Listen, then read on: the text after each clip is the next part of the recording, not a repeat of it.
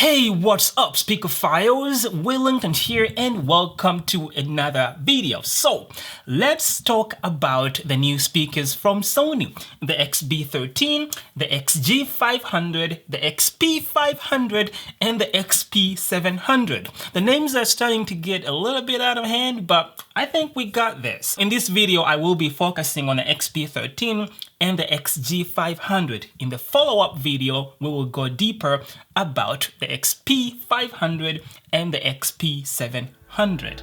With that said, all right, let's get in.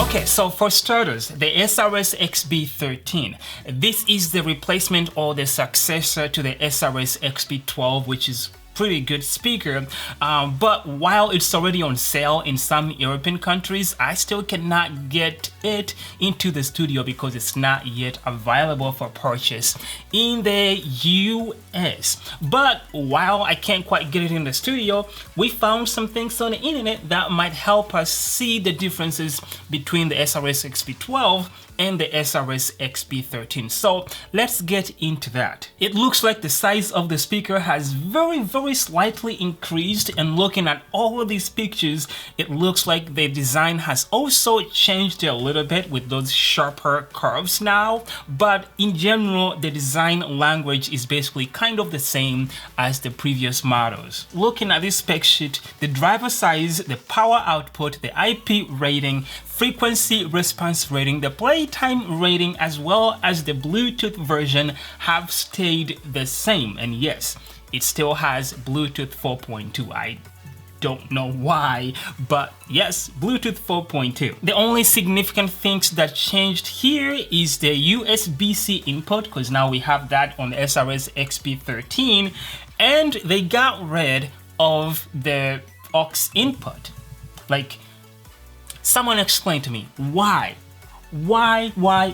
Legitimately, give me an answer down there. Why are they getting rid of the aux input on speakers? And while you do that, let's move on to something completely new from Sony. So as a tribute to DMX or X, Sony is releasing a line of new speakers that they are calling the X series. And to start off the line, they are starting with 3 speakers coming to the market.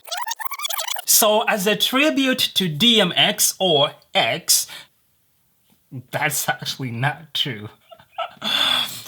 I just had to put it in there because it sounded like it fits in so good, but that is not true, and I'm sorry for however you felt when you heard that, but it's not true. It's not true. What is true though is that yes, the line of new speakers that they are releasing, they are called the X series, and in that they are starting with 3 speakers, like I said, the XG500, the XP500, and the XP700. The XG500 is the smallest of all the 3 speakers that they released, and looking at all the dimensions that I could find on the internet, it looks like it's going to be bigger than the SRS XB43 and the JBL Extreme 3. So it feels like it's going after maybe the BOOMBOX from JBL, but we will see. We'll probably compare it to that when I finally have my hands on it. The design of the speaker is not like any design that we have seen from Sony, and the lights have been calmed down a little bit if you compare it to the SRS XB43, which is, I think, is good because not everybody's into those flashy lights. This one is just, you know, kind of calm inside, just glows out of the passive radiators. And honestly, just looking at these pictures, I think it looks pretty sweet, and I can't wait to get my hands on it. And I like that it has that handle right on there, just easy to carry. It just looks like a very good design that Sony did with the XG500. In addition to the design, the specs are also really promising. The speaker is running 2 110 square drivers and 2 25mm tweeters, as well as 2 passive radiators on the sides. They gave it a frequency response rating of 20 Hz to 20 kHz. Surprise, surprise. I feel like Sony, every speaker they make, they give it the same frequency response rating, so it doesn't probably make much sense any more to them. Like honestly, even the SRS XB13, the SRS XB12, the SRS XB10, they are all ready to go between 20 Hz to 20 kilohertz. Like, really? Anyhow, the speaker is running Bluetooth 5.0, seems to not whole, all, like Bluetooth 5.0. The speaker seems to have a power consumption of 35 watts, which seems a little bit too little to me, considering the size of the speaker, so maybe that's wrong, but it could be right, who knows. You can get up to 30 hours of playtime on a single charge, but that's usually if you have everything dialed down. And you can get up to 4 hours if you have everything playing at maximum volume. And as far as holes in the back, yeah, I think that sounds right. Looks like we don't have a USB-C port, but rather a proprietary pin to charge the speaker, which kind of disappoints me a little bit, but that's all right. We get two USB-A ports. Both can charge a connected device, but one of them can also be used to play music off of a thumb drive, which is pretty awesome. You get an aux input. I won't be surprised if they got rid of it in the next model, if they ever make one. And you also get a guitar or mic input, which is interesting on that size of a speaker. But yeah, there you have it. So as usual, Sony is packing quite a few features in this speaker, but most of them are the ones that we have already seen on other speakers from Sony. But there's a couple of things, two of them that I'm kind of happy to see on the speaker, and these are new. One of them is being the quick charge. So for this speaker, you can plug it in for 10 minutes and get up to 3 hours back, 3 hours of playtime back to your speaker, which is pretty awesome. The second feature is the battery care. That's pretty awesome. What it does is basically limit your charging capacity to around 90%, it seems like.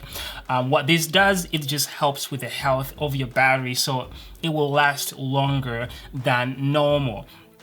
And the reason for this, I feel like, is because of the introduction of quick charge, which has a downside of degrading your battery health.